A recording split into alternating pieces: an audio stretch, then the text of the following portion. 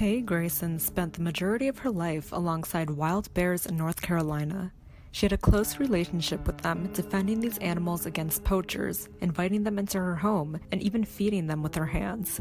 She lived in the middle of a thick forestry area surrounded with much greenery, brush, and swamps, and the area itself was around 5,000 acres in size. Absent of other humans and modern devices, this was an area inhabited by large black bears, and Kay had become so close to them she even gave them names. There were 5 bears, which she called David, Betty Sue, Munchka, Susan, and Highway 64. She trained them all in such a manner that whenever she said stand, they literally all stood up. In reward, she would hand out peanuts. Locals called her the Bear Lady. One day, her friend left a meal at her door. When several days had passed and the meal was untouched, the friend immediately notified the police that Kay was missing. On January 27, 2 deputies, accompanied by cadaver dogs, were on the lookout for Kay. They searched the woods that she resided in. Half a mile in, they discovered a coat, turtleneck, and in the middle of the pathway was a bag filled with new batteries, Tylenol, socks, and a pack of cigarettes. Across the ditch filled with water, they saw more clothing. They created a bridge using broken branches and made their way to access it. When they discovered further along the path after an hour of walking was much more gruesome. It was flesh, with white hair attached to it, and more bones that were stripped clean. The news outlets were quick to report that the bears had eaten Kay, and the story became viral. Folks had all types of opinions, ranging from pure sympathy to outright criticism, claiming that this was yet another example of how humans will never be able to integrate with the wild. Yet others had highly contrasting opinions, claiming somebody must have killed her, or that she even faked her death and ran away. One of the investigators wanted to understand Kay better, so he visited her niece in Florida, who told him that Kay's name was actually Karen Gray, and that she's actually 73 years old. She grew up in a middle-class family. Both of her parents had passed away, and she had one brother that will not speak with anybody. She had an extensive relationship history, which usually were toxic or failed. In one letter she wrote, "I always left when the relationship ended. It seemed to heal the pain quicker in new surroundings." End quote.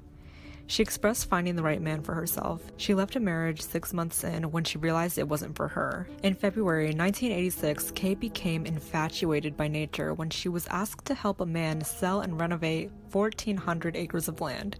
When she arrived, she noted how serene and peaceful nature was. She came across her first bear when she came back home, screaming at the sight of it and running away. The bear mirrored her actions as well. The next day, the bear returned again, looking wounded and hurt, with a bullet in his thigh and skin stretched. From then on, she fed him food every day he came. She came in contact with more bears and named them as well. She became obsessed with these creatures, and she often visited the library to learn more about them and how she can assimilate with them. She fed them bread, rolls, pies, peanuts, and dog food. Kay was warned by friends, officers, and family alike to stop and not to be in contact with these bears, but Kay insisted that the bears loved her so much that they wouldn't hurt her.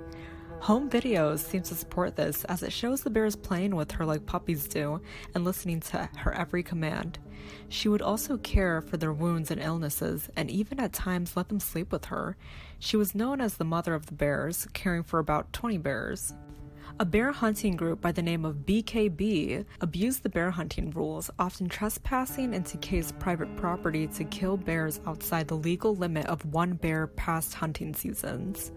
One man in particular that led this group was by the name of Crockett, who Kay considered an enemy. Every time she would notify authorities about BKB's illegal actions, they would be largely ignored. A lawyer told her that she should protect herself, because living alone she would be in much danger. She took matters in her own hand and sent news flyers and videos out to the public, informing people of these poachers and how society should stop them. Soon enough, she lost many of her bears to poachers, and she became highly protective, buying a machete and not letting the BKB even legally pass through. The police officers had to escort them in. She started to see the world as evil towards animals, and people as money hungry. She became violent and abusive towards environmentalists and even friends. There were instances when she would demand money from her friends and even threaten their dog for barking. She was used to borrowing money from her niece Susan and not entirely paying her back. When the 2009 recession occurred, Susan finally told her she wouldn't lend her any money, which subsequently ended their relationship. Her final years were brutal as she became sickly and skinny. She isolated herself from the world, but there was one friend who she still had contact with, urging her to move out. Kay was reluctant, claiming God told her to take care of the bears. In 2015, when the investigators discovered and identified her remains, they formulated conclusions as to how the 73-year-old woman died. They ruled out the bears eating her because there was no sign of blood and there was plenty of food she had stored for the bears. The police even ruled out foul play, even though her gun, cash, and cell phone were missing. They concluded that she must have died by natural causes, such as from pneumonia, a heart attack, or some other underlying medical condition. They say that when she died, the bears probably carried her into the woods to protect her, giving it a rather happy ending. What do you guys think happened to Kay? Do you think Kay died naturally, or was there foul play associated with it, given the missing items and enemies she had? Or do you think it was bears? Let's discuss in the comments below, and remember to like, share, and subscribe for more interesting content.